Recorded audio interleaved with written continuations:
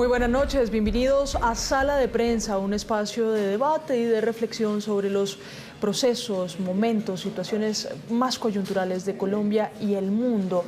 Hoy vamos a hablar sobre la salida del ministro de Hacienda, Diego Guevara, el ministro que en los últimos años, podríamos hablar incluso de las últimas décadas, ha sido el ministro que menos ha durado en esa cartera. Solo 3 meses duró en propiedad y pues como viceministro de Hacienda duró cerca de unos 3 años. Nos acompaña esta noche el director de Fedesarrollo, Luis Fernando Mejía, pero también estamos con el ex ministro de Hacienda para aterrizar los retos de esa cartera, Mauricio Cárdenas. A los dos, muy buenas noches y bienvenidos a Sala de Prensa. Buenas noches. Hola, ¿qué tal, Luisa? Un saludo muy especial para ti, para Mauricio y para todas las personas conectadas. Exministro, quiero iniciar este programa tratando de aterrizar a nuestros usuarios en las implicaciones que tiene ser ministro de Hacienda para un país que, como cualquiera, vive de su economía y de una estabilidad no solo macro sino microeconómica, que todo esto depende del Ministerio de Hacienda, entre otras entidades, pero es el Ministerio de Hacienda ese órgano rector. La salida de un ministro, ¿qué tanto puede implicar para la economía y para el normal funcionamiento de un país, doctor Mauricio? Bueno, gracias, Luisa. El Ministerio de Hacienda es indiscutiblemente uno de los cargos más importantes dentro del andamiaje que representa el gobierno nacional.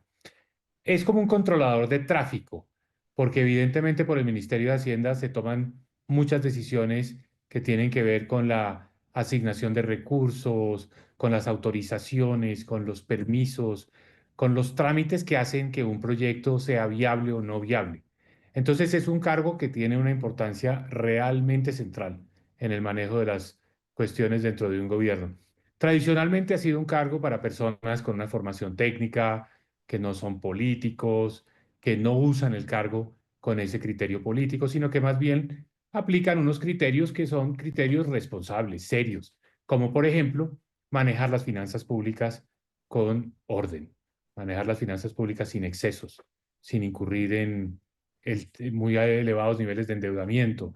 Entonces el ministro de Hacienda también, o ministra, desafortunadamente en Colombia no hemos tenido todavía ministras, ojalá que pronto las tengamos, es conocido también porque le toca muchas veces decir que no hay plata, no se alcanza, no se logra. Eso le genera pues obviamente un desgaste y una impopularidad. Y ese no es el que hoy yo creo que le costó el puesto al ministro Diego Guevara, porque con mucho criterio y con obviamente toda la razón, él dijo que no se podía mantener el gasto al ritmo que venía y que era necesario hacer un recorte, y eso le generó, por supuesto, el rechazo, la reacción del presidente Gustavo Petro. Entonces está haciendo algo que es muy inusual, que es cambiar a un ministro de Hacienda por decir que no. Eso no ha pasado tantas veces en la historia de la economía colombiana. Sí, pero exministro, ¿por qué es importante que este cargo en especial o este ministerio en especial tenga a una persona sostenible en el tiempo? Es decir, que sea el ministro que al menos dure más que el resto en la cartera. Sin duda alguna es un cargo que ha tenido siempre una tradición de más duración, más perdurabilidad. ¿Por qué? Porque hay muchos otros ministros que entran y salen porque se reacomodan las fuerzas políticas, porque es necesario hacer unas coaliciones. Entonces uno ve que cambian ministros de cultura, ministros de deporte, ministros de educación con mucha facilidad, pero como el ministro de Hacienda no está en la repartición política, burocrática, sino que es un cargo más bien técnico de confianza del presidente, pues normalmente dura más, porque se entiende que hay una relación con el presidente de la República sobre un entendimiento de las cosas más básicas. Pues es decir, si no hay acuerdo entre el presidente y el Ministerio de Hacienda, pues la verdad el gobierno tiene una debilidad muy grande. Entonces, no es normal que a los ministros los saquen porque el ministro de Hacienda dijo que no, porque no quiso aumentar el gasto. Yo creo que lo que está detrás de lo que vimos ayer es que el presidente quiere usar el gasto público para influir sobre las elecciones del 2026, es decir, gastar más y con eso ganar respaldo político. Y el ministro de Hacienda, como es absolutamente normal y natural y como siempre hubiera ocurrido en nuestra historia, le dijo al presidente, no, eso es inconveniente porque más gasto va a ser más déficit va a ser que sube el dólar, que sube la tasa de interés, que se debilita la economía colombiana. Hizo su tarea. Al presidente no le gustó eso, seguramente el presidente dijo, no, yo quiero poner un ministro que me diga sí, que no sea un obstáculo, porque quiero gastar y creo que si gasto más voy a lograr tener un triunfo en las elecciones del 2026. Fue un gran error del presidente, porque los efectos que va a generar ese mayor gasto pues van a debilitar la economía y eso le va a generar un costo al gobierno desde el punto de vista de respaldo político. De manera que fue miope la reacción del presidente al sacar al ministro de Hacienda pensando que de esa manera iba a lograr tener más influencia en las elecciones del 2026. Eso sobre lo político, pero vamos al lado económico, las implicaciones, los efectos. No solo, director Mejía, de tener un ministro de Hacienda sostenible, que sea confiable, que sepa cómo se mueven los mercados y cómo manejar la política económica del país, sino por su salida.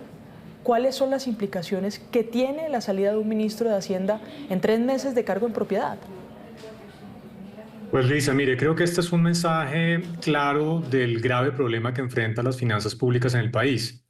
Recordemos que el año pasado el déficit fiscal llegó al 6,8% del Producto Interno Bruto, una cifra extremadamente alta porque el año pasado, si bien la economía no creció demasiado, fue un año relativamente normal desde el punto de vista macro y es raro ver en esas condiciones un déficit tan alto. Obviamente eso generó un incumplimiento de la regla fiscal como lo hemos analizado desde FEDesarrollo y también anticipamos con la discusión del presupuesto para este año desde el año anterior que el gobierno iba a tener enormes problemas para financiar el presupuesto que se había planteado, un presupuesto que estaba realmente inflado, que se pensaba que iba a crecer con base en unos ingresos tributarios que no existen. Por eso, desde el año pasado indicamos que si se aprobaba el presupuesto como lo había planteado el gobierno nacional, iba a haber la necesidad de un recorte sustancial cercano a los 40 billones de pesos.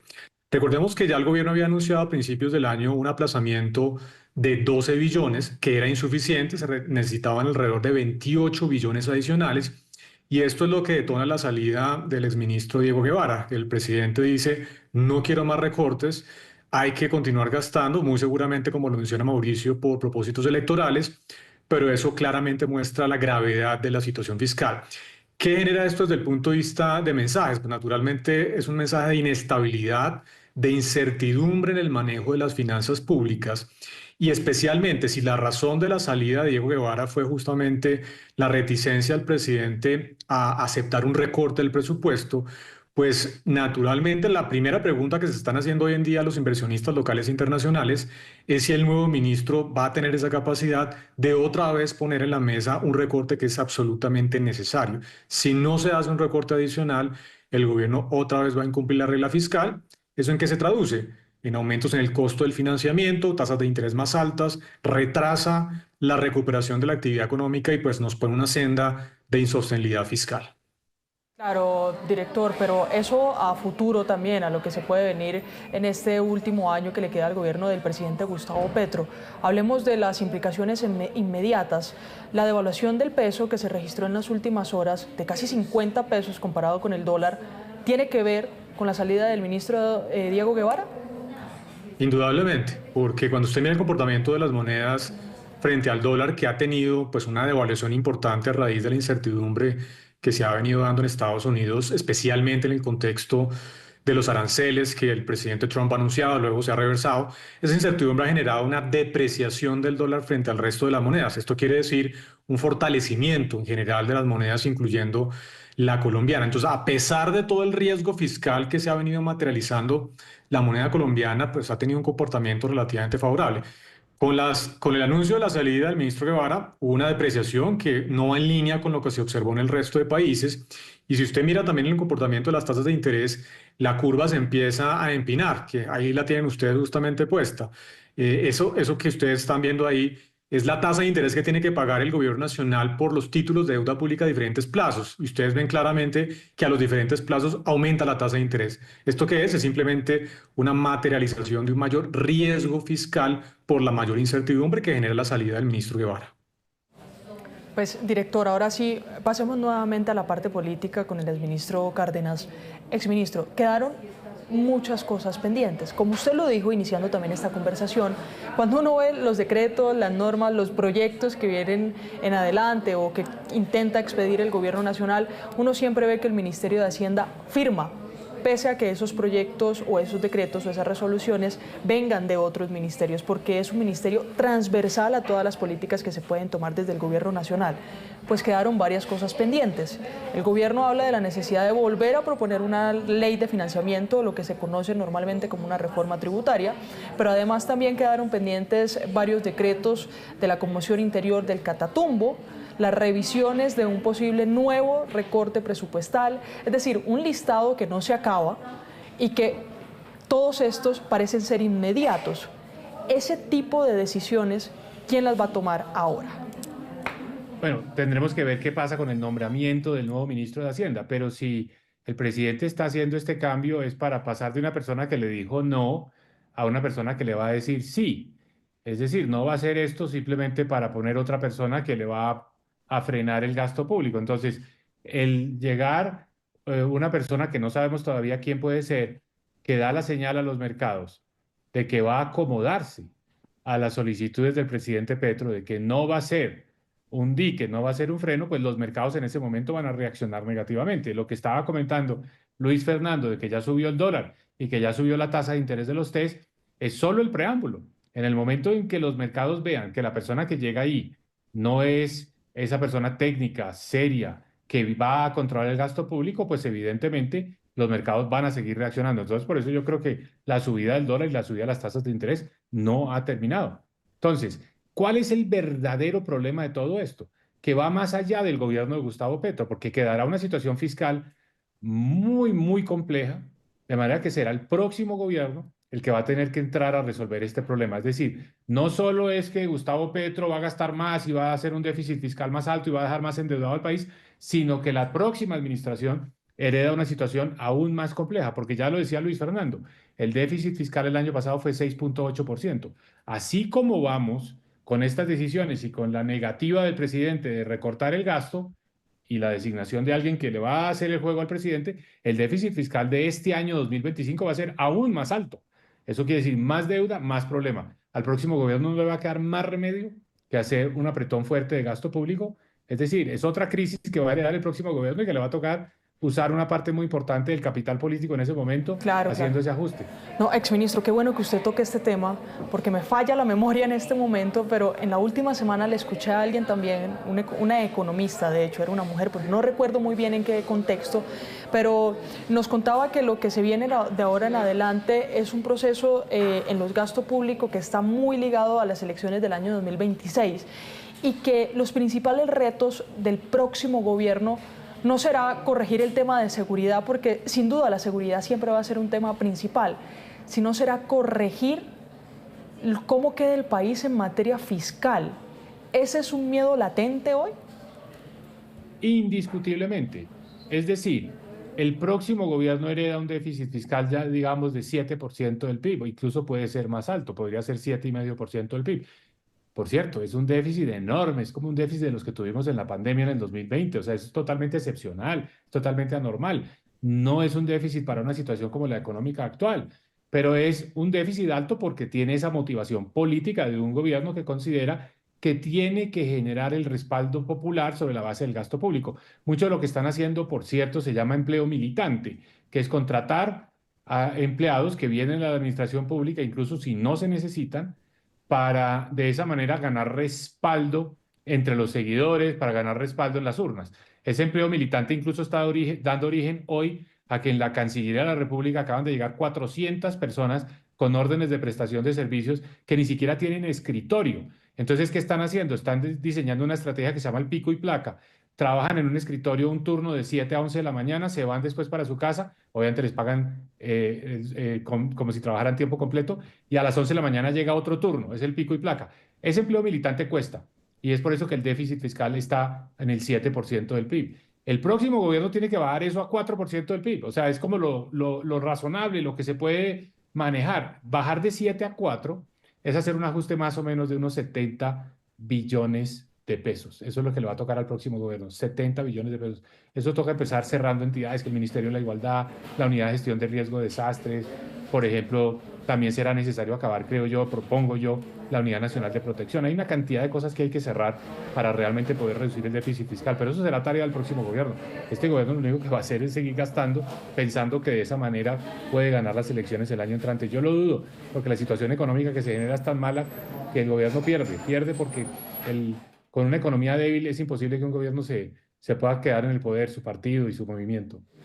Uy, pero exministro, 70 billones de pesos es casi lo que se usa en todo un año para atender el sistema de salud colombiano, solo para poner un ejemplo. Estamos alrededor de 90 billones de pesos hoy, pero pues 70 se le acerca mucho a esa cifra. Director de Fedesarrollo Mejía, hablemos sobre las consecuencias para el ciudadano de a pie. ¿Y afecta o no, o impacta o no la salida del ministro de Guevara y cómo se está manejando el Ministerio de Hacienda últimamente en temas como el crecimiento económico, como la inflación, como cosas que realmente le tocan al ciudadano de a pie?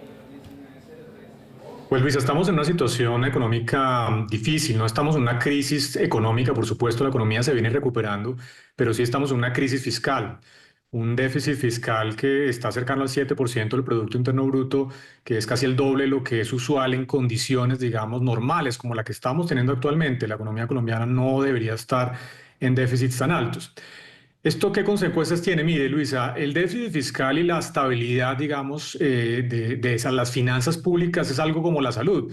No se aprecia sino hasta que se pierde. Cuando se pierde el manejo responsable, serio, ortodoxo de las finanzas públicas y se empieza a ver como lo que estamos viendo, aumentos sostenidos del gasto público por encima de la capacidad de generación de ingresos por parte del gobierno, aumentos sostenidos del déficit fiscal, pues al final de cuentas esto termina generando mayores tasas de interés. Primero para el propio gobierno, por eso hoy el gobierno se está financiando al 12% a 10 años, cuando en el 2019 se financiaba la mitad, 6% de la tasa de interés.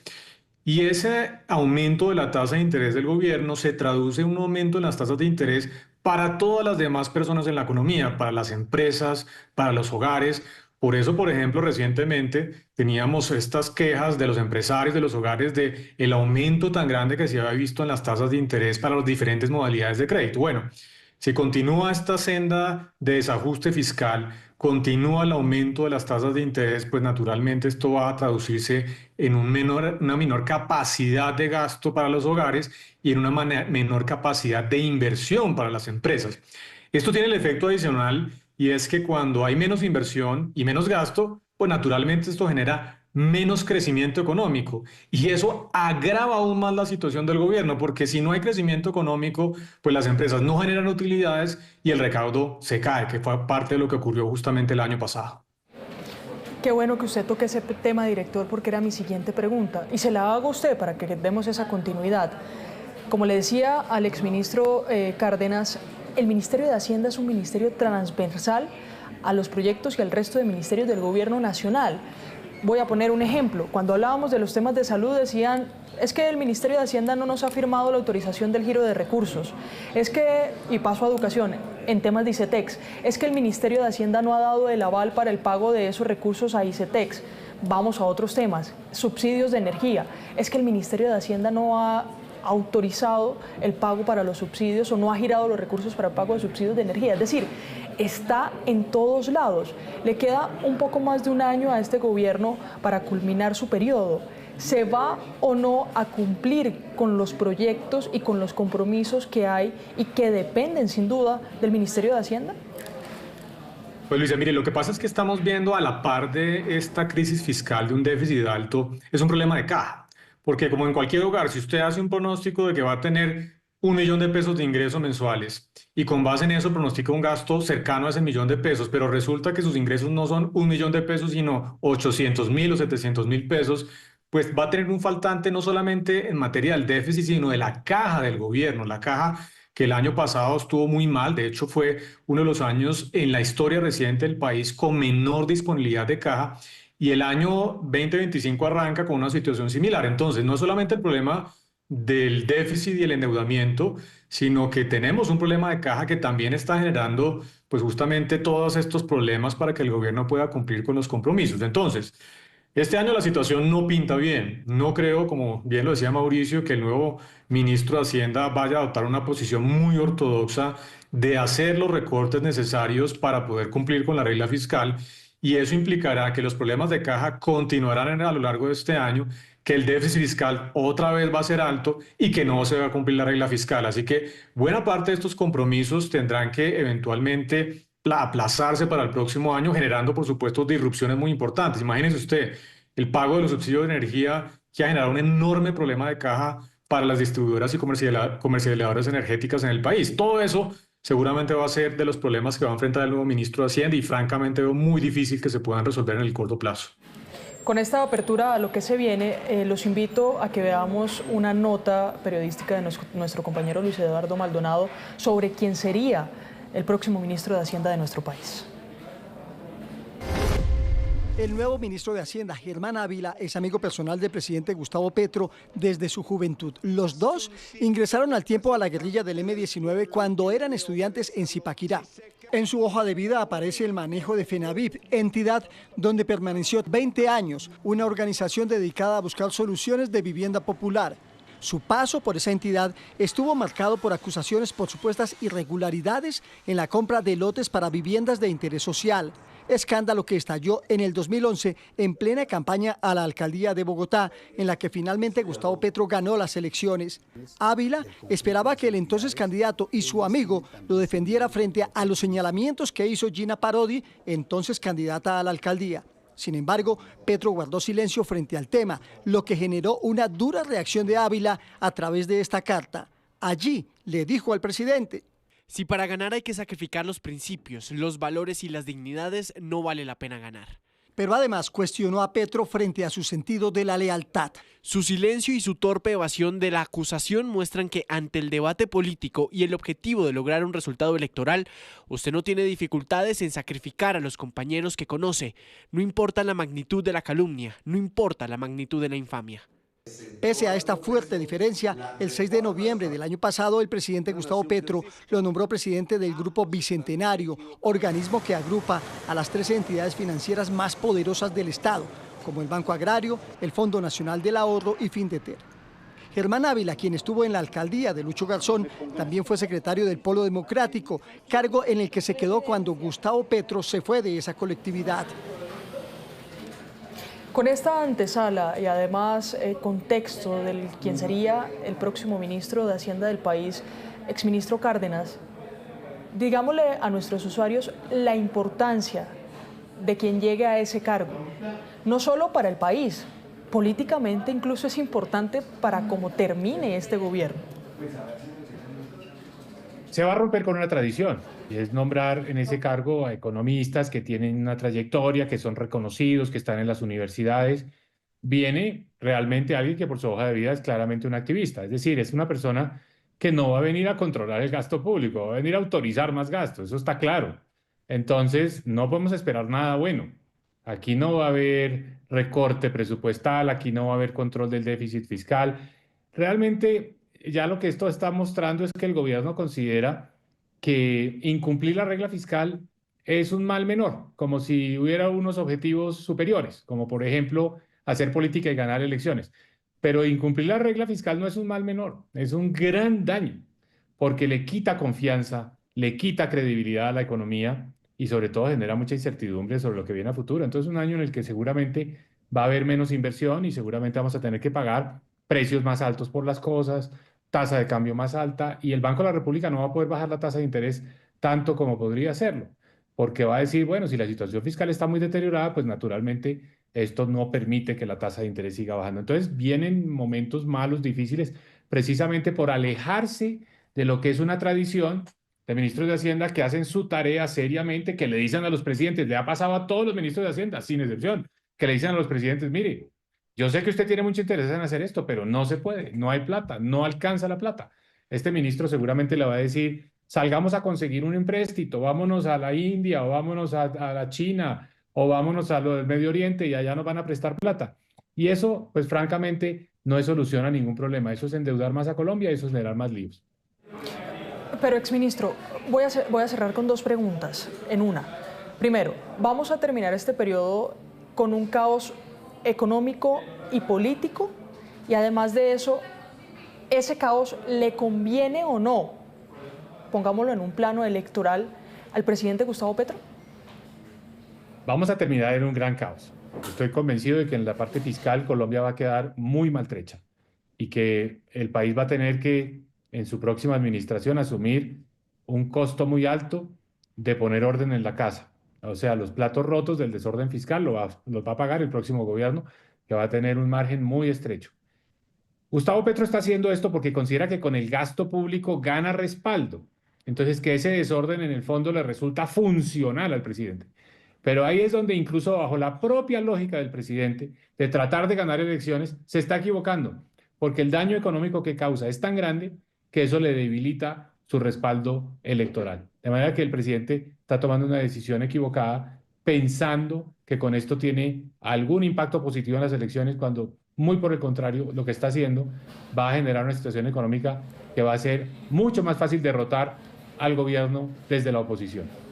Claro, exministro. Director, hablar por supuesto de en cuánto tiempo podríamos empezar a ver esos impactos negativos de los que estamos hablando aquí en esta entrevista que ustedes han puesto sobre la mesa, y cuánto de presentarse nos costará como país recuperarnos de ellos. Luisa, ya los estamos viendo. Cuando usted observa, por ejemplo, la tasa de inversión en Colombia, el año pasado cerró en el 16.5% del tamaño de la economía. Igual que en el 2023, es decir, la tasa de inversión no subió frente a 2 años atrás. ¿Esto qué indica? Que las consecuencias de los déficits fiscales altos, de las tasas de interés altas, pues se están materializando, como lo mencionaba anteriormente, en una menor disposición a invertir por parte de las empresas.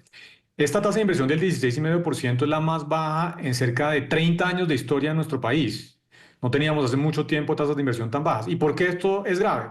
Porque si la economía no invierte, pues la economía no va a crecer. Eso explica en parte importante por qué la economía colombiana el año pasado creció apenas el 1.7%.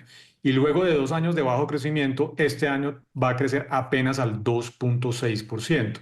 Entonces las consecuencias ya se están dando. ¿Cómo afecta esto a los hogares, al bolsillo de la gente? Si la economía no crece, la generación de empleos se estanca. Por eso Colombia todavía continúa con tasas de desempleo relativamente altas. Promedio del año pasado, 10.2%. Se aumenta la informalidad, que fue lo que pasó, por ejemplo, en el último trimestre del año. Ya se empieza a ver aumentos infortunados en esa informalidad, que son empleos de muy baja calidad. Entonces ya se vienen dando las consecuencias. En la medida en que se acelere este proceso de deterioro fiscal a raíz de eventuales medidas que pueda tomar el próximo ministro de Hacienda, sea Germán Ávila o cualquier otro que designe el presidente, pues estos fenómenos se van a profundizar y las consecuencias que estamos hablando en materia de menor inversión, menor crecimiento y aumentos de tasas de interés, pues van a ser cada vez peores. Impactos, retos, panorama, visiones de lo que se viene económica y políticamente en el país con la salida del ministro de Hacienda, Diego Guevara. Gracias a ambos por participar en nuestro programa Sala de Prensa. Muchas gracias a ustedes. Feliz noche, gracias. Muy bien, y a ustedes, queridos usuarios, los dejamos con Signo Pesos, la economía, por supuesto, al alcance de su pantalla. Feliz noche.